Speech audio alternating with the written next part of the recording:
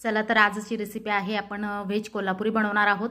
तर चला आजची रेसिपी आहे आपली व्हेज कोल्हापुरी आपण बनवणार आहोत। तर व्हेज कोल्हापुरी बनवण्यासाठी इथे सर्वप्रथम मी फ्लॉवर घेतलेला आहे। फ्लॉवरला छान बारीक कट करून घेतलेला आहे। शिमला मिरची आहे एक कट केलेली, मोठा कांदा बारीक कट करून घेतलेला आहे, आलं लसणाची पेस्ट आहे, इथे पनीरचे मी काप करून घेतलेले आहे छोटे छोटे। एक मोठ्या आकारामध्ये आपण हे 2 टोमॅटो घेतलेले आहेत।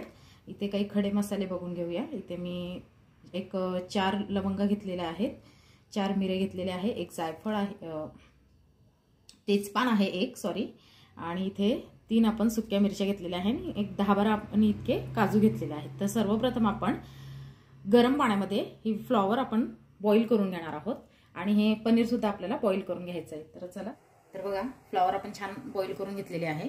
आता याला आपल्याला काढून घ्यायचं आहे आणि आता या पाण्यामध्येच आपण आपले पनीर सुद्धा बॉईल करून घेणार आहोत आणि नंतर यावर स्वच्छ पाणी घालून हे स्वच्छ पाण्याने धुवून घ्यायचं।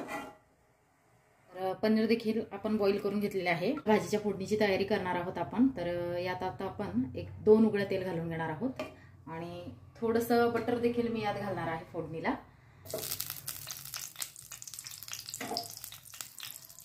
बटर आपलं छान वितळलं की यामध्ये आपल्याला सर्वप्रथम जिरे घालून घ्यायचं आहे।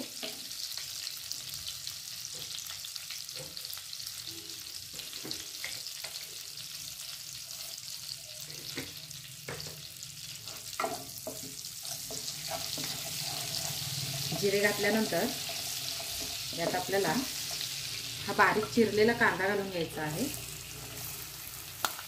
आणि कांदा छान लालसर होईपर्यंत त्याला आपण परतून घेऊया।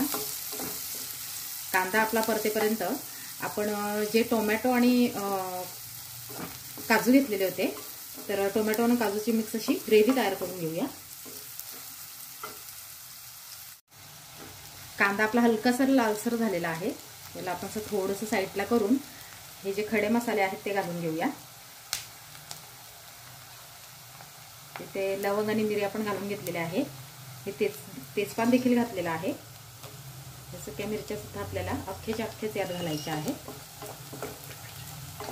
कारण व्हेज कोल्हापुरी म्हटल्यावरती याला आपल्याला अशी झणझणीत अशी चव आली पाहिजे। आता हे सर्व पदार्थ आपण छान लालसर होईपर्यंत परतून घेऊया। तर बघा कांदा आपला छानपैकी परतून रेडी झालेला आहे। आता यामध्ये आपण आलं लसणाची पेस्ट घालून घेणार आहोत आणि याला छान असा सुगंध येईपर्यंत पुन्हा परतून घ्यायचा आहे। आता यामध्ये आपण ही शिमला मिरची घालून घेणार आहोत। शिमला आपल्याला यामध्ये छान अशी फ्राय करून घ्यायची आहे। आता शिमला आपली छान फ्राय झाली आहे। आता इथे ही काजूची आणि टोमॅटोची जी मी ग्रेव्ही काढलेली आहे ती आपल्याला यामध्ये ॲड करायची आहे। ही ग्रेव्ही ॲड केल्यानंतर लगेचच आपल्याला सुके मसाले यात घालून घ्यायचे आहेत। तर इथे अर्धा चमचा हळद आपण घालणार आहोत, 2 चमचे लाल तिखट आहे,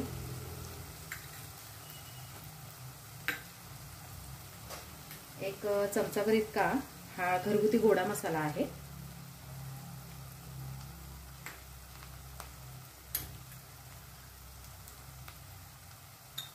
आणि थोडंसं मीठ घालून याला छान शिजवून घ्यायचं आहे आपल्याला।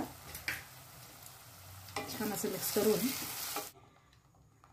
तर बघा यात आपण सर्व घालून घेतलेलं आहे। आता सर्व मसाले वगैरे घालून घेतले आहे। आता याला छान तेल सुटेपर्यंत आणि एकत्रित एकजीव याचा असा मसाल्याची ग्रेव्ही बनेपर्यंत याला छान असं शिजवून घ्यायचं आहे। अतिशय सुंदर याचा सुगंध येत आहे।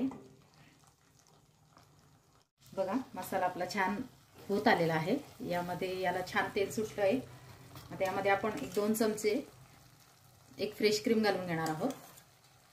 इथे मी अमूलची फ्रेश क्रीम वापरली आहे।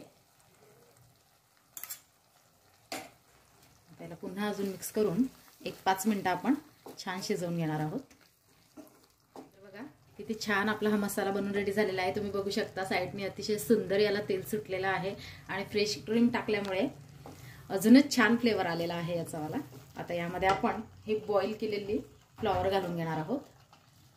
आणि पनीर देखील आपल्याला घालून घ्यायचं आहे. यामध्ये तुम्ही तुमच्या आवडीनुसार अजूनही भाज्या मिक्स करू शकता, पण आपल्याला कुठलीही भाजी करायची म्हटली की घरातल्यांच्या आवडीनुसार भाज्या वापराव्या लागतात. त्यामुळे मी इथे माझ्या घरामध्ये मुलांना ज्या भाज्या आवडतात त्यात यामध्ये मिक्स केलेल्या आहेत. आता यात आपल्याला थोडंसं किंचितसर पाणी घालून ह्याला छान शिजवून घ्यायचं आहे.